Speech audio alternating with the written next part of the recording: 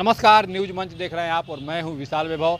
आज विधानसभा सत्र के दौरान नेताओं का एक दूसरे पर आरोप और प्रत्यारोप देखने को खूब मिला, जहां जब अब्दुल बारी सिद्दीकी, अशोक चौधरी, रीना यादव तमाम लोगों से जो है तीखी नोकझोंक हुई है, जिसके बाद तमाम लोग एक दूसरे पर आरोप और प्रत्यारोप लगा रहे हैं।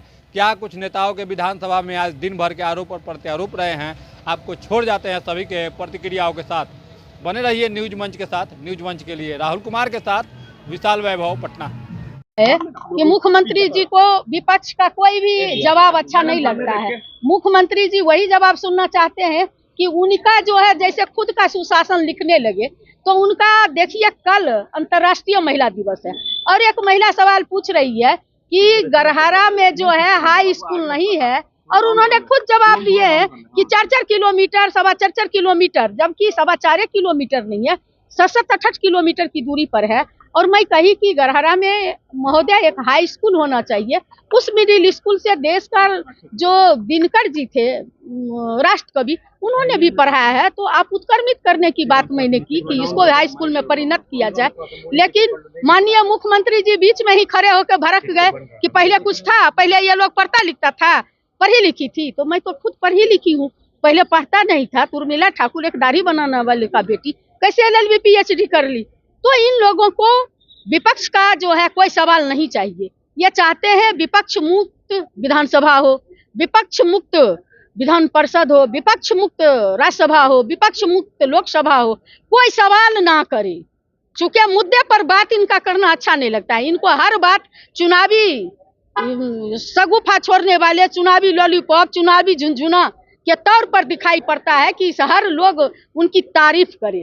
तो हम लोग को जो भेजा गया है उस सदन में जन सरोकार के सवाल पर, हमारे आदरणीय नेता तेजस्वी यादव जी जो सड़क से लेकर सदन तक संघर्ष कर रहे हैं, उसी पार्टी का मैं एक सिपाही हूं जिनको यहाँ भेजा गया है।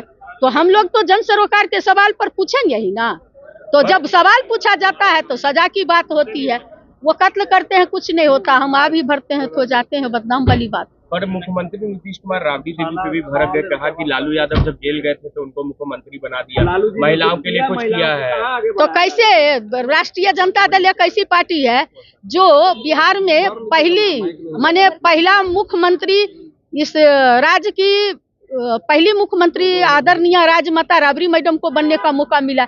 यह मौका तो राष्ट्रीय जनता दल ने ही दिया है। आप जो है सारे लोग अब नहीं चाहते हैं, ये किसी का बात नहीं सुनना चाहते हैं, जन सरोकार का बात नहीं सुनना चाहते। तब जनता भी चाहती है कि आपने कर लिया साल पूरे 20, अब बस करिए नीतीश। अब सिर्फ और सिर्फ तेजस्वी यादव चाहिए बिहार को, जो बिहार को युवा है नेता, इस देश राज्य ही नहीं देश का सबसे प्रभावशाली युवा नेता है। अगर वो बिहार को मुख्यमंत्री बनेंगे तो बिहार को उसी रफ्तार से 17 महीनों में जिस रफ्तार से उन्होंने नौकरी कामगार लगाए, उसी तरह से उसी रफ्तार से बिहार को बढ़ता बिहार, उगता बिहार, विकासशील बिहार और विकसित बिहार बनाने का काम करें। एक आदमी प्रश्न करिएगा ना, अब हम 5 प्रश्न का जवाब कैसे लेंगे? बात ऐसा है कि आरजेडी के लोगों का तो यही ना है भाई, कुछ मतलब नहीं। बागेश्वर जी अपनी बात को कर कि भाई हिंदू राष्ट्र होना चाहिए, वो अपनी बात कर रहे हैं। बहुत से मुसलमानों का भी आप सुनिएगा तो ऐसा जिहादी बात करते हैं। तो फंडामेंटलिस्ट तो हिंदू में भी है और मुसलमानों में भी है, तो उस पर कितना बहस करिए।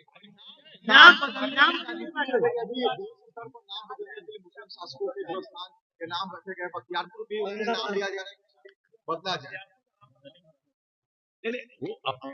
ये देखिए, बदलने की बात हो रही है, हेतु हेतु जब बदलने की बात है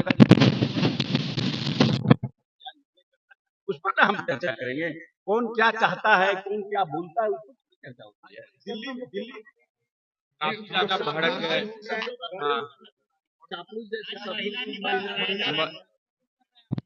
देखिए, अब्दुल बारी सिद्दीकी जी खुद डाइवर्सिफाइड,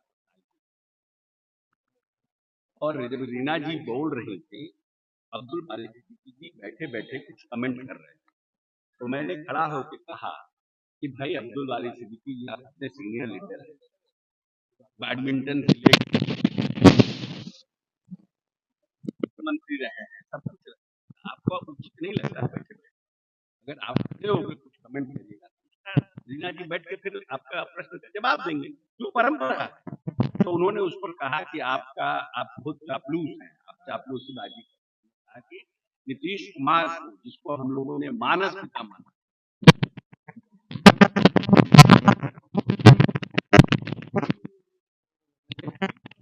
करिए ना, लिख नहीं रहे। हाँ,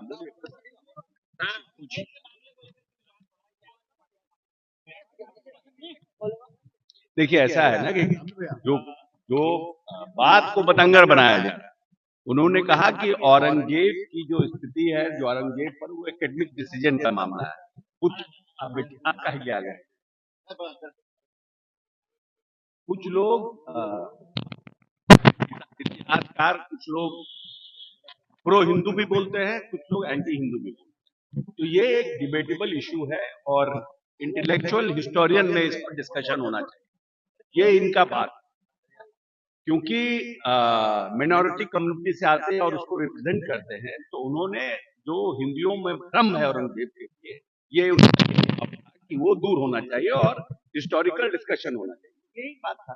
अब कुछ लोग उसको अलग से लेकर के दूर कर तिल का तार बनाना चाहते हैं, तो वो एक अलग डिबेटेबल इशू।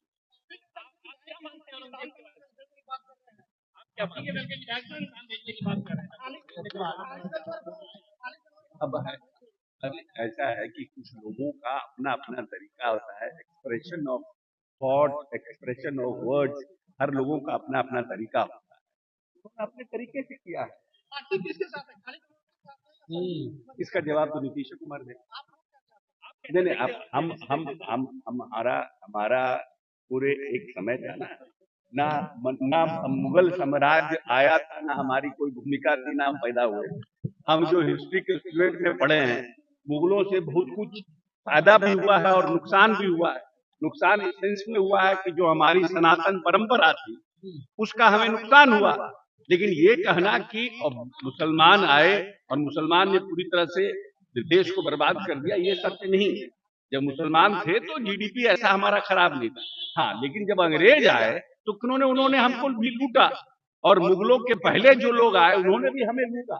लेकिन मुगल साम्राज्य में तो अकबर का देखिएगा डायनेस्टी, फिर आगे का डायनेस्टी देखिएगा, तो अच्छे भी काम हुए, बुरे भी काम हुए। तो औरंगजेब ने बहुत से मंदिरों को भी तोड़ा, इसमें भी असत्यता नहीं है। लेकिन औरंगजेब ने साथ साथ अपने जिसको बोलते हैं मुगलिया जो भाव था उसके लिए काम किया। तो जब जो राजा होता है वो तो इसी तरह से एक्ट करता है। अब उसका इम्पैक्ट ये है कि कुछ लोग उसको खराब मानते हैं, कुछ लोग उसको अच्छा मानते हैं, अपना अपना व्यू है। लेकिन अब तो इस लोकतंत्र में इस सब के बहस का बहुत जगह नहीं है ना, इसका कोई बहस का। अब हम कैसे आगे बढ़े, मुसलमानों को भी लेके आगे बढ़े, उनको कैसे हम शिक्षा दें, उनकी आर्थिक स्थिति कैसे मजबूत हो, हिंदुओं की आर्थिक स्थिति मजबूत हो। अगर होलिस्टिक हिंदुस्तान को अगर आपको देखना है तो ये गंगा जमनी संस्कृति है, इन दोनों का कैसे मिलाप हो और आगे बढ़े।